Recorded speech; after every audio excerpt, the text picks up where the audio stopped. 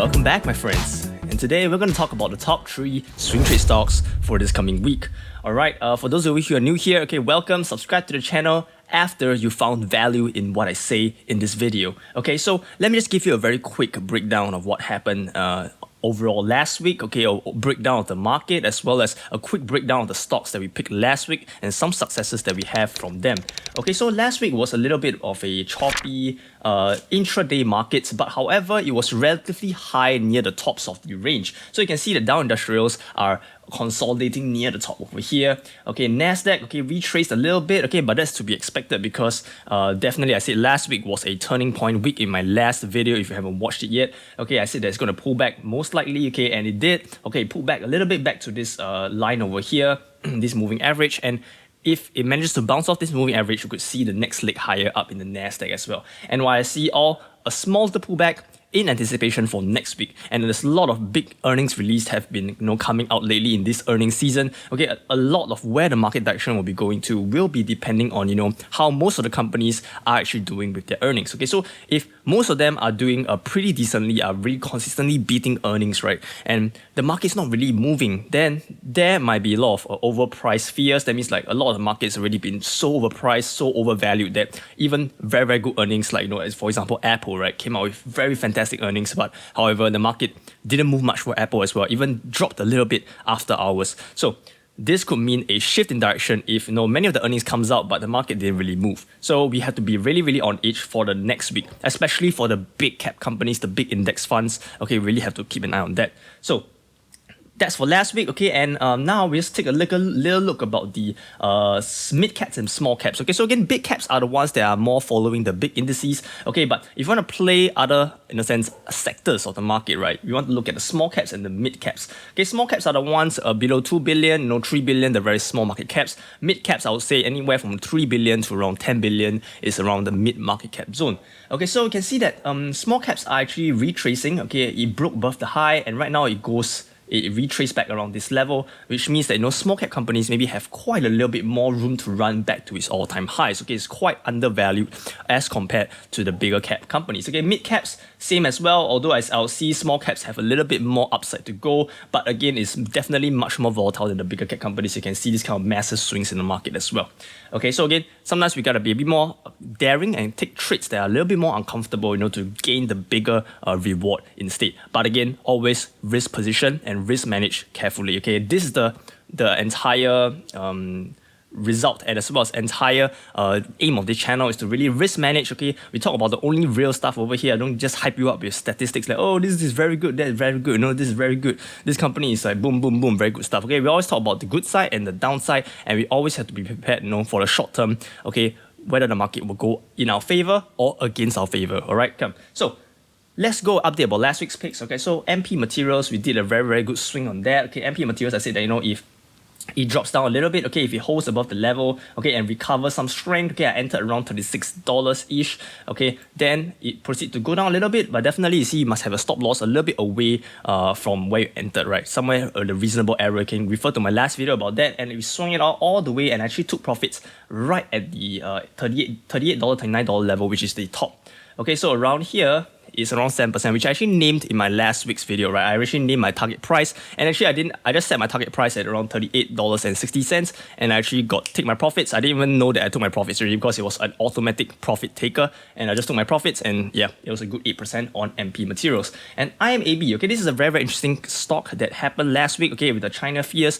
Immediately market open, gap down. Okay, so you can see that it was here, right? Monday open, bam, to the downside. Okay, so it was a very alarming one. Okay, so again, that's why I say we don't take part in the first 1 hour of trading, swing trading. In a lot of my videos, I say 1 hour, the first hour, as swing traders who work on the 4 hour, 1 hour, as well as the 1 day time frame, right? We don't really touch the first hour because it's so volatile. The spikes go in and out super fast. Okay, so we just don't touch that at all. And you can see that the first day, it really gapped down, dipped down below, and one of my subscribers actually asked me, hey, what if, should we enter IMAB or should we wait? I said we should stay out unless it provides us with an overreaction play. For those of you who don't know what's an overreaction play, go to my tutorial videos.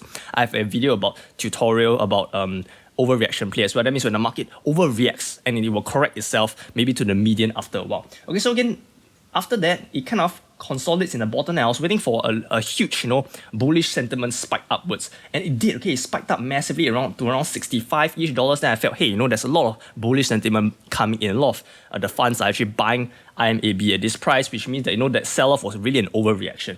Okay, there's actually people who are actually wanting to buy IMAB at these prices and enter around $65, which may seem pretty expensive because from the lows over here it has rallied up around 9%. But again, high can go higher, low can go lower, and from there actually I took a very big profit at around 16% up around IMAB for an overreaction play. And that's why you gotta learn how to trade different kind of markets, like example the trending dip kind, which I actually did a video about that, as well as overreaction plays, different kind of plays and setups that might happen in different kind of markets, so they can take advantage of the best trading setups out there. And last company was actually RRC. Okay, thanks for my subscribers say that hey, the earnings is coming out. Okay, so thanks for mentioning that as well. So Monday open, it gapped up. Okay, then after that I actually didn't really enter this company, as Monday, when after the first hour it already gapped up so much, right? The risk to reward ratio doesn't really make sense anymore, because the first hour it gapped up like more than 5% in pre-market as well. So I didn't like the risk to reward ratio, so I stayed out of it. And Tuesday earnings came out, was not very good, okay, and it kind of consolidated near this area. And right now, if I look at the 6 month time frame, I actually think that this is a decent entry at $15. If you want to swing to the all-time highs around $16, that's a good more than 9%, because this is calculated backwards, right? So it's actually more than 9% as a profit margin. So I think RRC is actually pretty decent if you want to swing trade right now. Okay, if you have accidentally entered on Monday, right? Okay, you won't have been a super big loss, about around 1% down. Okay, if you're in there, okay, I personally will actually hold it, okay, and set my stop loss right below, around $14 level for a stop loss. Okay, so that's for last week's picks. Okay, let's talk a little bit more about this week's picks, right? The top 3 swing trade stocks for this coming week. And LATE format, okay, this is my trading plan, okay, for those of you who are new here, okay, welcome, and this is the trading plan that I always use, and I always ask everyone to please do a trading plan before buying anything. Okay, don't just like finger itchy, right? Just buy, just do out your trading plan, okay? Find out the risk to reward ratio, find out the trigger to enter, find out exit strategy before entering, okay? Just like trading, just like investing, same thing as well. Investment, you gotta have your own plan as well. Okay, a lot of investment strategy is talking about, when you want to buy in, right? When you want to buy, is this a good valuation to buy in? But nobody really talk about when to sell, right? When to sell, okay? So you gotta identify, even as an investment, right? Okay, when does the investment become too overvalued? Okay, you gotta identify what's the price target, right? And assuming that a certain earnings is based on fundamental factors, right? Based on the current earnings and projected earnings growth. Okay, does it make sense? When does it become too overvalued as a company, the price? Okay, then that's the area where you want to sell. Okay, your long-term investments, when it becomes too overvalued. Okay, unless the growth expectations, the growth is continuously beating expectations, increasing maybe 50% year over year. Okay, then it doesn't make sense to sell investments. But again, if it's decreasing growth year over year, you got to understand a little bit more about when to sell. Okay, so I digress. That's a little bit more about long-term investments. Okay, I'm probably going to do a short free trading course about investments as well on this channel. So go look forward to that. But it's going to take some time to make. I'm going to try my best. Okay, but subscribe to the channel if you want to see more of those. Okay, thank you very much for the support. Okay, I'm very grateful for every single one of you here. Okay, so first company we'll talk about is actually CLVT. Okay, CLVT, okay, is a company that is an overreaction play. Okay, let me just use this chance to explain a little bit more about overreaction play. Okay, so overreaction play, right, is whereby when there is, okay, look at this is the 1 day time frame, okay, and it drops down massively, right? Okay, we look at this area over here. So it's in an uptrend. Okay, we like to see overreaction play on an uptrend. So that means there's a huge bullish factor that's coming up. Okay, then recently, right, bam, okay, from here, right, suddenly big red candles down to the downside, okay, bam, all the way down here. Okay, this is what called overreaction. Okay, the bigger the one bar, the better. You can see from here, it's $82 down to $75. It's actually quite a lot. Okay, it's a huge dump. Okay, we don't want this kind of small stepping case like bam, bam, bam, bam, bam. We want 1, 2, bam, down to the downside. This is an overreaction. Okay, but is it an overreaction, or is this overreaction justified? This sell-off justified? Okay, if it's justified, okay, then most of the time, probably the next few candles, you'll probably have another few more stair-stepping candles, great candles like this to break this support level. And you can see that there's a huge support over right here. Okay, you can see there's a huge support right here. Okay, this is an area of support. Okay, right here at this level. Okay, and you can see that every time it touches down here, it gets rejected. Okay, what I want to see is it goes down, oversells, all the way to a support area, and as well as the next few candles being a candle bar such as this one, okay, such as this kind of candles, right? And let me just bring up my list. Okay, so like this kind.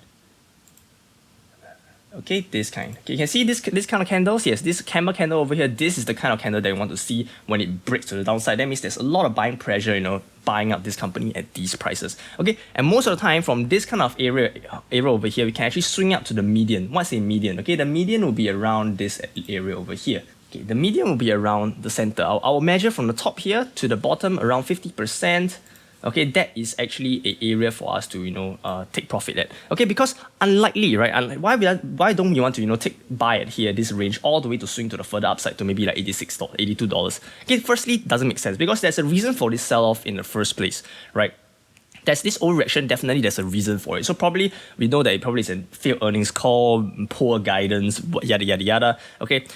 Okay, we want to look at the fundamental factors if we are doing position trading. That means we are you know, holding this company for maybe around 4 months, 5 months, 6 months, a very longer term view, then fundamental factors will definitely have an impact on that. But for, you know, short term, you know, maybe a couple days swing, okay, fundamentals most probably doesn't really matter as much. Okay, so what I want to see is, you know, there's probably this sentiment that breaks it down to the downside, but we are taking advantage of this, you know, overreaction to correct to maybe the median, which is around the 50% level. Okay, for those of you who do Fibonacci, right, we know that 50% is a key level which most retracement will go to. Okay, 38, 50 as well as 61, 62, around that range, right? So again, I would say $78 is a very interesting range, you know, to take profit at. Okay, and from here at around $75, okay, this doji candle you want to maybe get in around here. Okay, set a stop loss right below here at 74. Okay, and put your profit taking level around 78.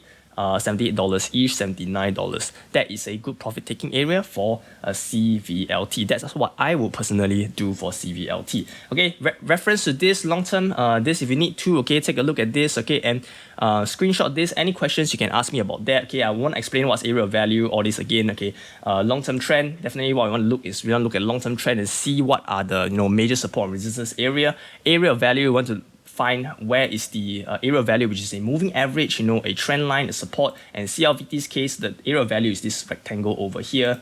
And trigger to enter, definitely you want to see this kind of doji candle over here and want to get in at this area for it to have a bullish momentum up all the way there, as well as exit strategy, where you want to take a stop loss, where you want to take a profits. For profits for this area is around $78, $79. The stop loss right below here around 74 would be a decent stop loss for CLVT.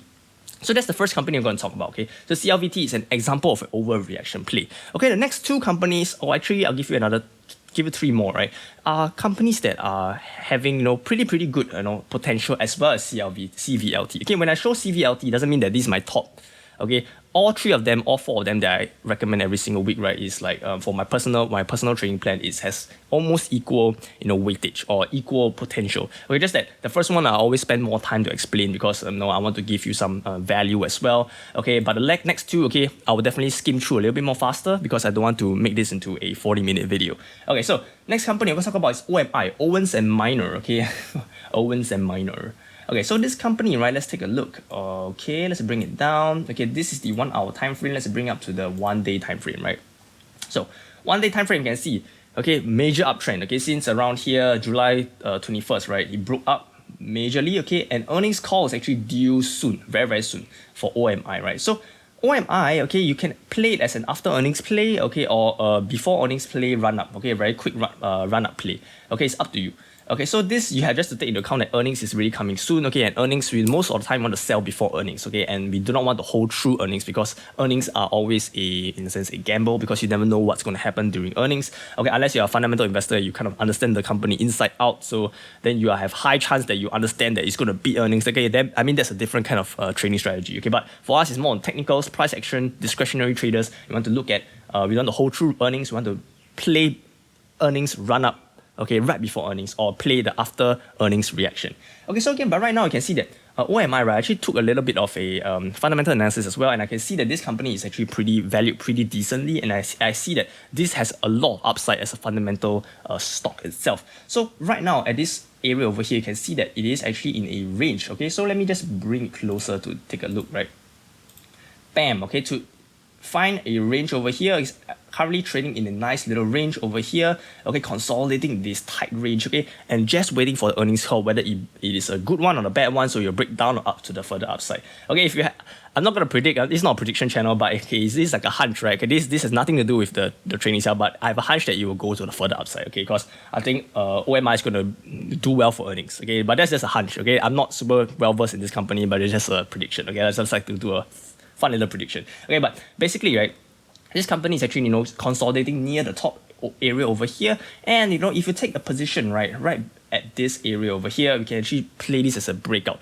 Okay, so again, if it consolidates, if it pulls back a little bit more to this $44 area, okay, you would do well, you know, to swing to the further upside over here. So let me just bring out this over here. Let's see.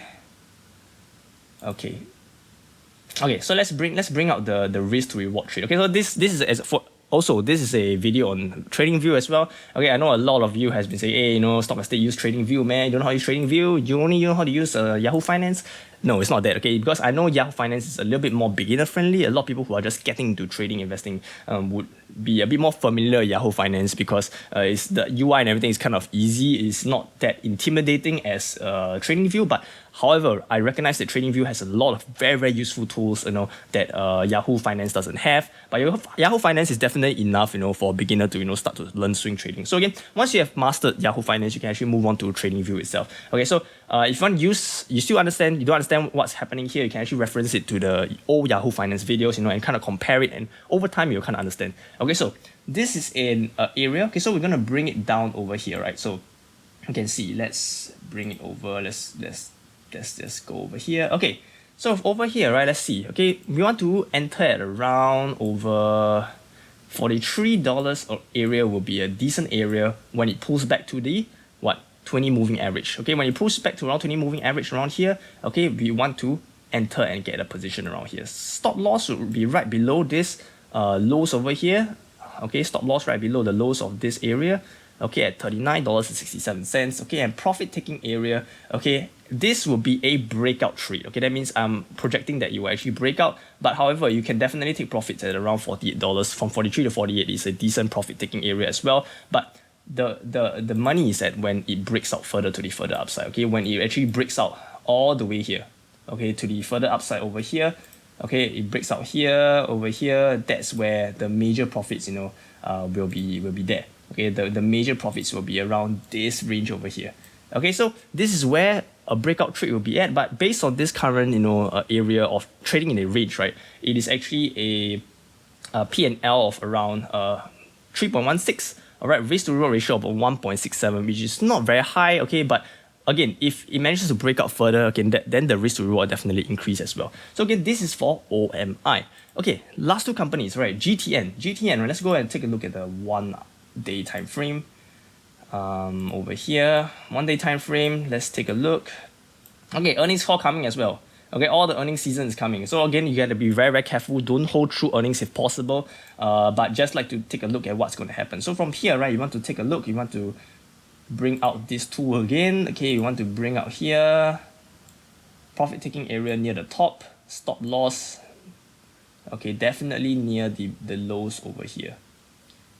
Okay, definitely the lows over here. Okay, it's around the 1-to-1 risk to reward ratio. It looks very, very sus. Okay, but we can look over at the 1 hour time frame. Okay, or the 4 hour time frame to get a better look at what's going on. Okay, so from here, right, you can see that right now it's a doji candle right here. It is just preventing, but this company you can see is very, very volatile, right? This ATR is super volatile. So we can look at the ATR indicator over here, and currently the ATR is around 45 cents. So again, right here from $21.80, right, you can decrease another 45 cents around here. So for more conservative investors, you can actually set a stop loss at this level. But for more aggressive traders who want to, you know, cut losses quickly, okay, you can bring up the stop loss to be around here. You know, so that just in case it dumps, right, you won't take a very, very big dump and you can improve your risk to reward ratio. Okay, so again, it's up to different traders, trading styles or swing trading styles. For more aggressive swing traders, they want to cut losses very quickly, move on to the next, move on to the next, move on to the next. Okay, they just count their losses, okay, count their winners, move on to the next, move on to the next. Okay, whereas conservative traders want to stay in the trade longer, okay, and see their trades play out. Okay, but there's a risk definitely of, you know, taking a bigger loss. Okay, and you waste time as well. Okay, but for aggressive traders, there's a risk of, you getting out of trade a bit too early, okay, and, a profit could have been a loss could have been a profit. Okay, so this is the kind of thing that, the differences between aggressive traders as well as more conservative swing traders. Okay, so that's for GTN. SSP is a last company, right? This one I added the Bollinger Band as well, because the Bollinger Band is quite important here. The Bollinger Band is this blue line over here that's wiggly. Okay, and you can see that right now, it has kind of hit the bottom, okay, and from this major support level over here, right, you can see okay, major support over here. Yes, major support at over this line over here. Okay, right here, this is the major support. And right now, the next area where it goes, right, this bounce over here, right, I want to see a bounce over here to the further upside. Okay, and that will signify to me that, hey, this is a area where there might be pressure buying in, and this is the supposed bottom. All right, and it breaks out of this formation, and we could see a potential back to the further upside, maybe around first conservative area around $22.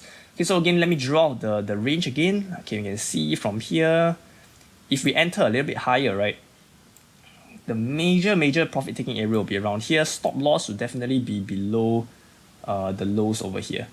Okay, you can see that there's actually a 2-to-1 risk to reward ratio on this trade itself, and you can see that, okay, I definitely enter a little bit higher than the current price because I want to see a bounce of these current prices on at least the 1 hour time frame. So you look at the 1 hour time frame over here. Yep, we want to see a bounce from this level over here. Okay, that would justify our entry zone. Okay, this video has been a pretty long one. Okay, I hope you guys enjoyed. Okay, remember to apply your exit strategy. This is what different exit strategies that I actually have. I created this infographic. So again, I hope you guys can take use of this as well. As for subscribers only, subscribe to the channel, everyone. Okay, like the video. Okay, I hope everyone's doing fine and trade safe, everyone. Have a good weekend, and I shall see you again in the next video, everyone. Stop and stay out.